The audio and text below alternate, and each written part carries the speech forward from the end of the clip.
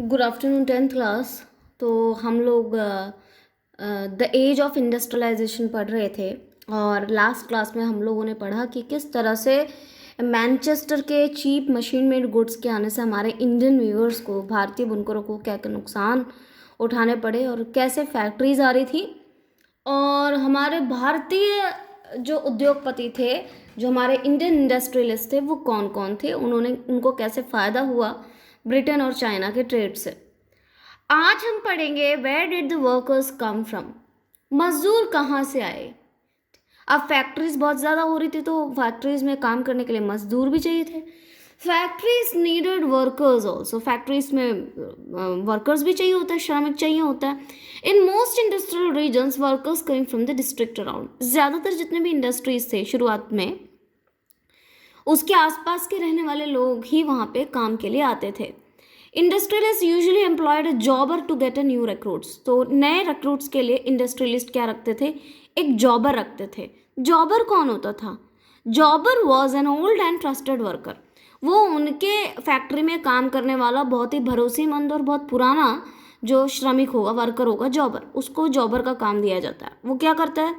He got people from his village, ensured them jobs, helped them to settle in the city and provided them money in the times of crisis.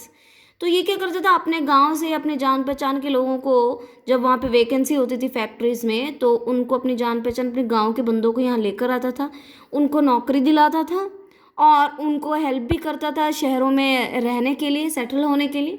और कभी कभी उनको जब दिक्कत होती थी तो उनको पैसे दे के हेल्प भी करता था। तो एक तरह से ब्रोकर हो गया, जो कि एम्प्लॉयर्स प्रोवाइड करते थे फैक्ट्रीज में, वर्कर्स प्रोवाइड करते थे, जॉबर उसे कहते हैं। A jobber demanded money and gift for his favour, तो जब एक बार नौकरी दिला देता था तो कई बार जो है वो जिसको नौकरी दिलाते थे उनको उनसे गिफ्ट और पैसे का भी फेवर वो मांगता था। ठीक है, तो ये है सिचुएशन। नेक्स्ट है द पेक्यूलियरिटीज ऑफ इस इंडस्ट्रियल ग्रोथ, औद्योगिक विकास का अनूठापन। क्या है अनूठापन? अब देखिए, यूरोपियन मैनेजिंग एस्टेब्लिश, मैंने आपको बताया था 3 यूरोपियन मैनेजिंग एजेंसीज थे जो हमारे भारत के व्यापार पे काफ़ी ज़्यादा कंट्रोल करते थे, जो एंड्रे यूल और 2-3 कंपनीज का और मैंने नाम बताया था। तो ये जो यूरोपियन मैनेजिंग एजेंसीज थे उनको बेसिकली कुछ ही चीज़ें के उत्पादन में, प्रोडक्शन में इंटरेस्ट था, जिसमें से एक था टी एंड कॉफ़ी।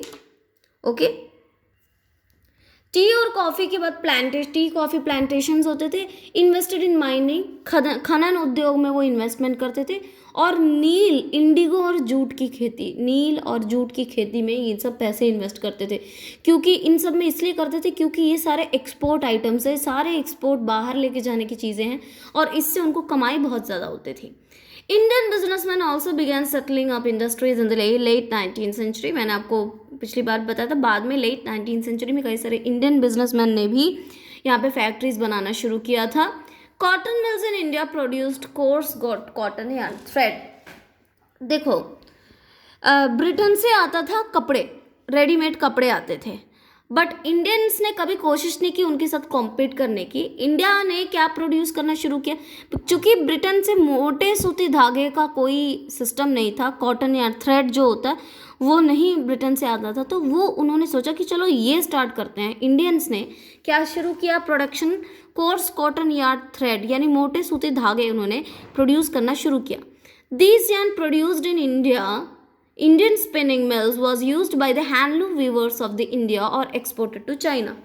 तो ये जो मोटे सूती धागे थे, कॉटन यार्न था, कोर्स कॉटन यार्न था, ये इंडिया में जो इंडियन मिल्स में जो बनते थे, ये कुछ तो हमारे इंडिया के हथकरघा जो बुनकर थे, इंडियन जो वीवर्स थे वो खरीदते थे और बाकी जो था वो चाइना में एक्सपोर्ट करते थे। But from 1906, when export of Indian yarn to China declined, India began producing cloth production.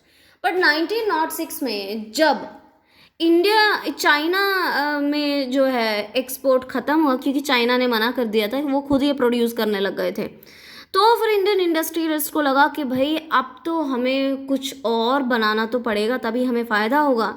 क्योंकि ये जो कॉटन यार्न है इससे तो कोई फ़ायदा हो नहीं रहा है, क्योंकि चाइना अब हमसे ख़रीद नहीं रही है।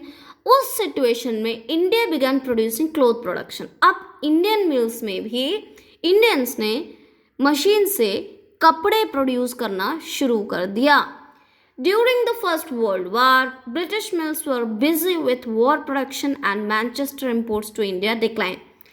अब इसी टाइम पे शुरू हो गया था अपना first world war. First world war कब से? 1914 टू 1918। फर्स्ट वर्ल्ड वार में आपको पता है ब्रिटेन बहुत ज़्यादा एक्टिव था, ब्रिटेन भी था उसमें।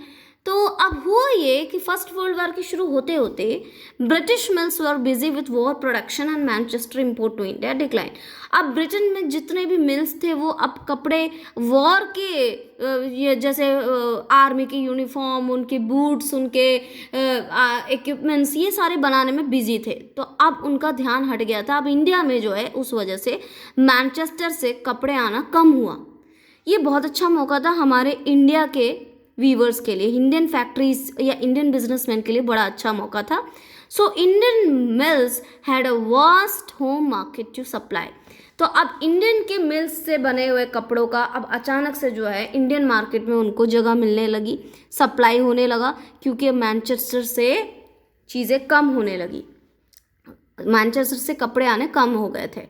Also Indian factories were also asked to produce war products. इसके अलावा ब्रिटिशर्स ने इंडिया की फैक्ट्रीज को भी बोला कि आप वॉर प्रोडक्ट्स, जैसे मैंने बोला आर्मी के कपड़े और लेदर शूज़ और ये सारी चीज़ें बनाने को इंडियन फैक्ट्रीज को भी बोला। Many new factories were set up and new workers were employed who work for long hours. तो बहुत सारे नए फैक्ट्रीज सेटअप हुए जिसमें लोगों को नौकरियां मिलने लगी, काफ़ी लंबे समय तक वो काम करते थे। जो पुरानी फैक्ट्रीज थे वो डबल शिफ्ट में काम करने लग गए थे। तो ये सारी चीज़ें हैं।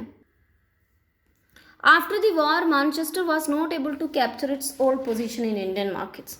वॉर 1914 में ख़त्म हुआ तो अब मैनचेस्टर ने स्टार्ट किया अपने प्रोडक्ट्स को वापस इंडियन मार्केट्स में लाने की, लेकिन मैनचेस्टर कभी भी अपनी पुरानी जो उसकी जो जगह थी, जो पुराना इतना माल बिकता था पहले पुराने टाइम पे वर्ल्ड वार 1 से पहले, उतना माल जो है अब यहाँ पे बिकना कम हो गया था। सो यह वही लिखा है, आफ्टर द वॉर, लड़ाई के बाद Manchester was not able to capture its old position in Indian market.